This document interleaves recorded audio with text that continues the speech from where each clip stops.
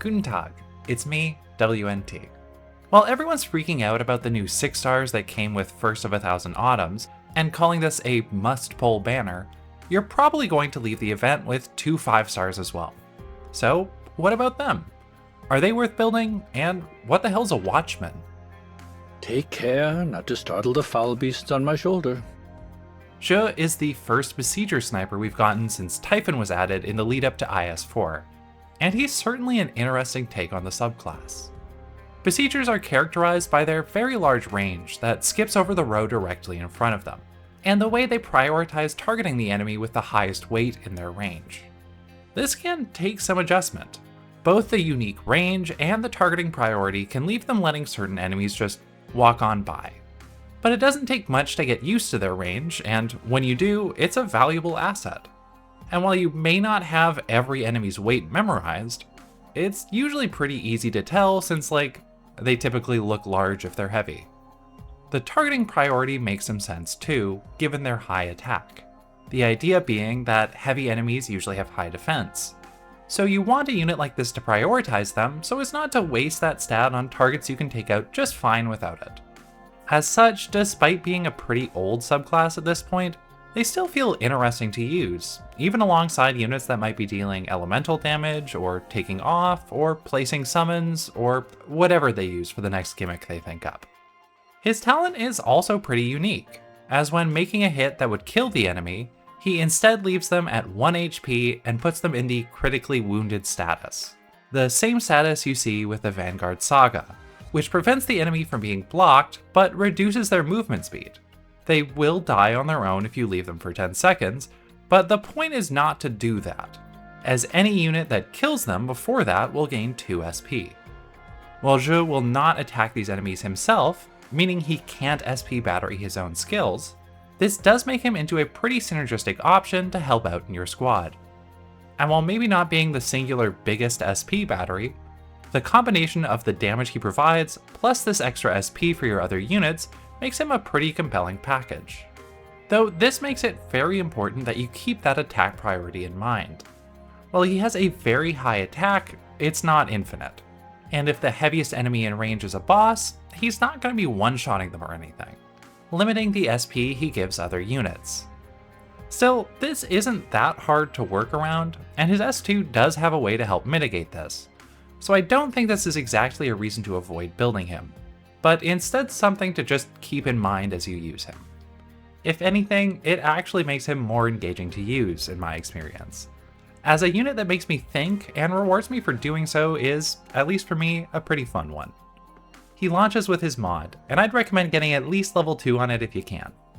The trait change from level 1 is an immediate winner, increasing his attack to 115% when attacking enemies at or above 3 weight.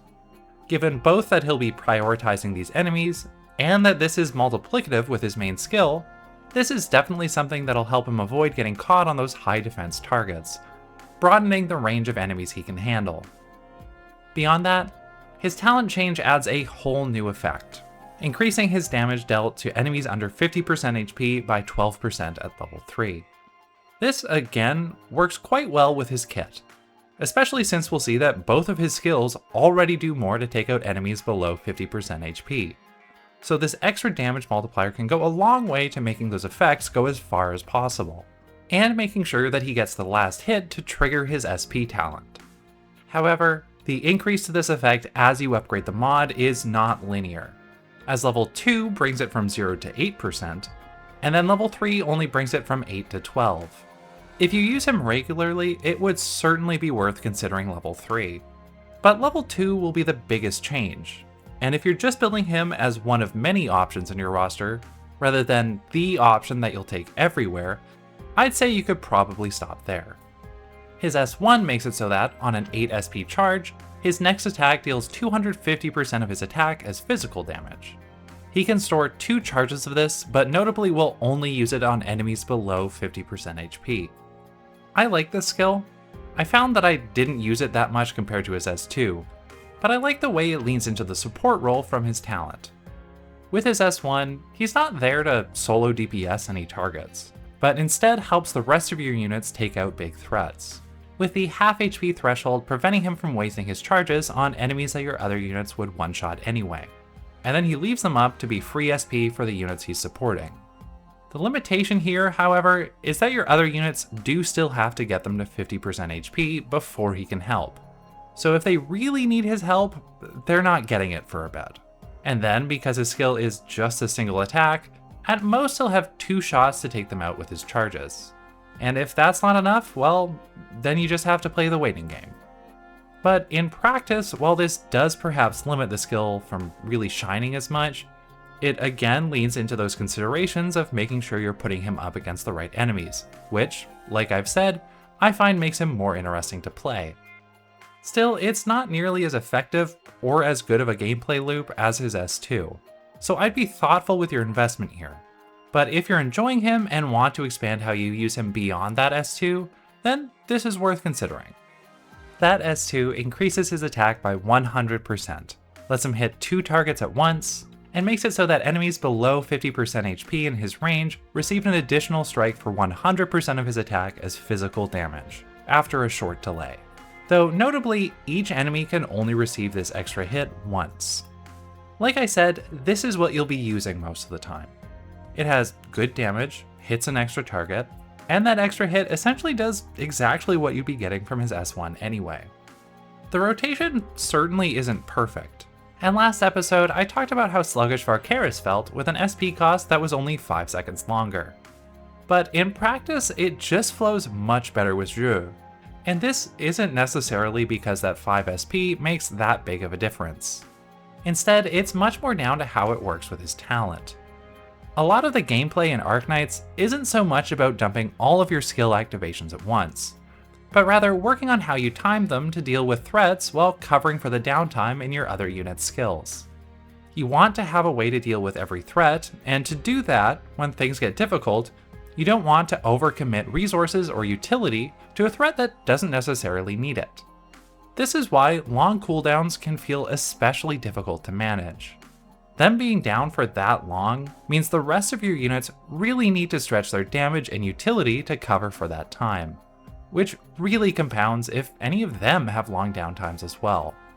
In isolation, Jeu S2 does make this harder, but it rarely felt as bad as it can with other units like him, because his talent specifically makes it easier for your other units to cover him.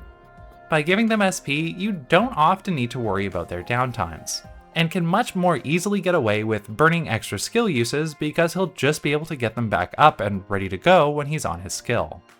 This creates a really compelling loop, and doesn't just make him more fun to play, but makes your whole squad more engaging. I mean, what's more fun than using a cool skill? Using a cool skill twice because you have extra SP. What's more is that this skill also helps a lot with making his trait much more flexible. While he might normally risk getting stuck on an enemy he can't easily defeat off skill or with his S1, when he's on his S2 and can attack a second target, that's much less of a concern.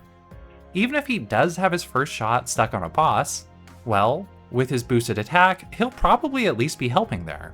But he'll still be able to offer SP to the rest of your units by targeting another enemy anyway. And that's not even mentioning how the extra hit against half-health enemies doesn't just apply if he's the one who got them there. If anyone worked an enemy down within his very large range, he can still help take them out and give them some extra SP. That said, this flexibility still has its limitations.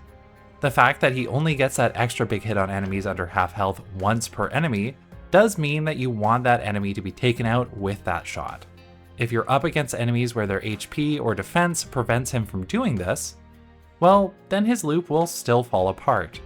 Not being able to take out enemies, and so not being able to battery your other units, and so you actually feel his downtime. Though, not to repeat myself, I don't think this makes him bad or anything, but it is still something to consider carefully when you're using him. All in all, he's a very engaging unit to use, and he's very effective when you set him up right. I think he has a great balance of requiring some thought to use him to his fullest, but rewarding that thought with both good damage on his own and making the rest of your squad better.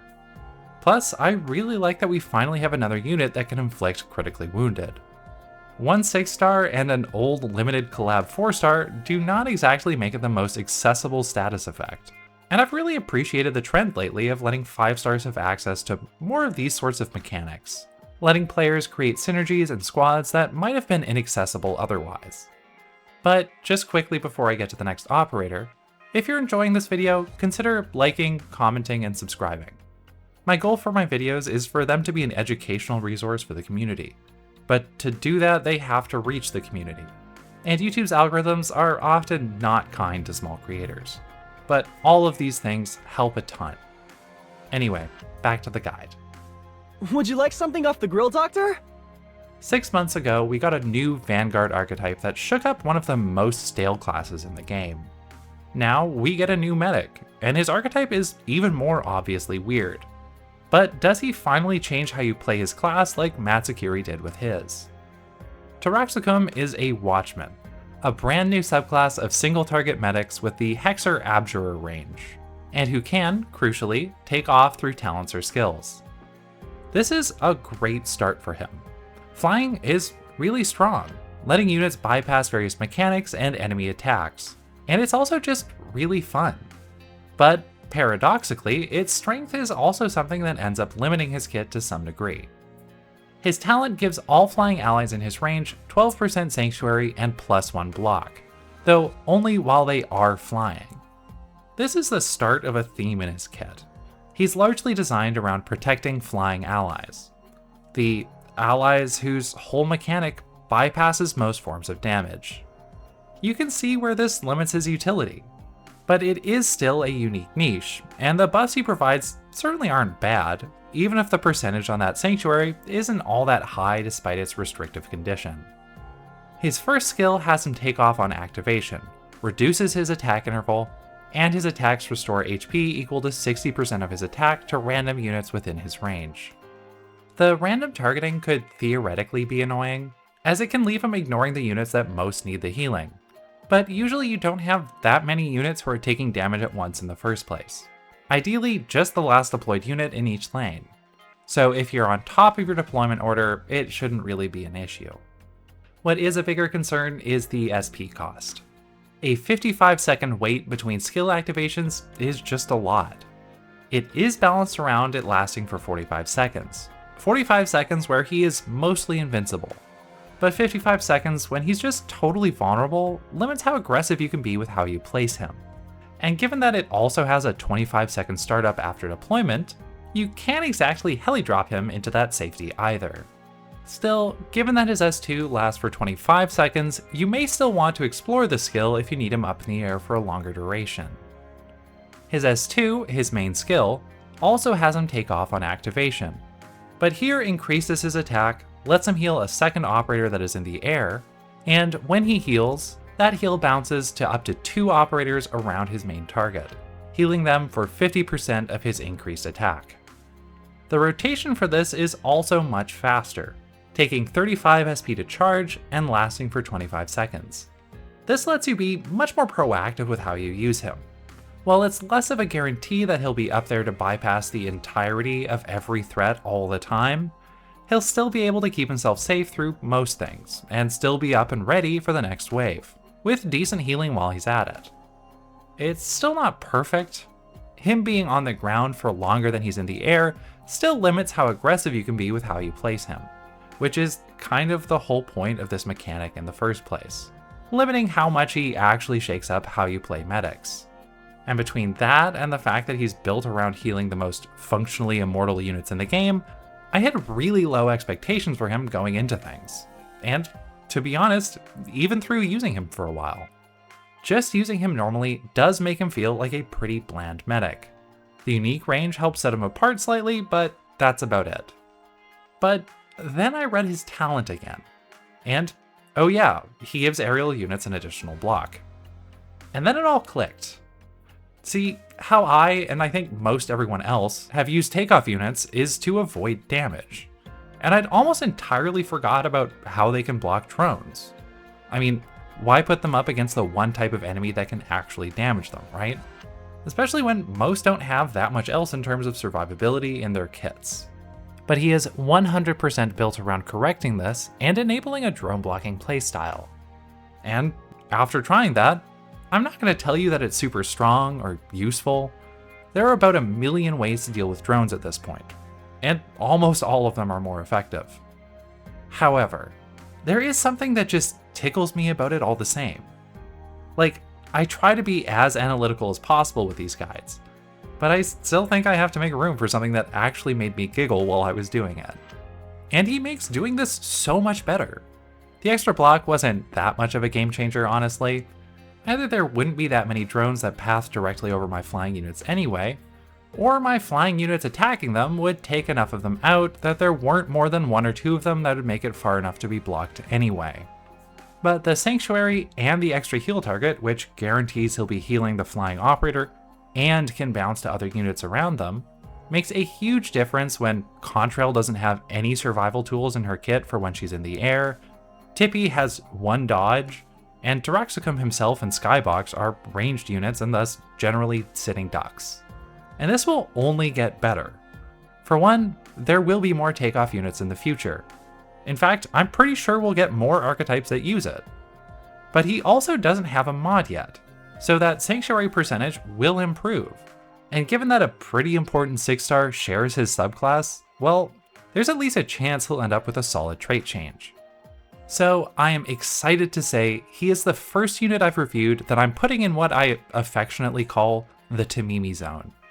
He is not at all an optimal way of playing, but if you're playing suboptimally on purpose, he will really enable that, and you'll have a great time with him all the same.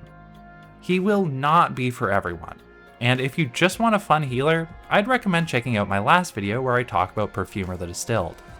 But if, like me, you laugh when you see your units blocking drones, or love making Rosmantis hit flying enemies, you're in for a treat.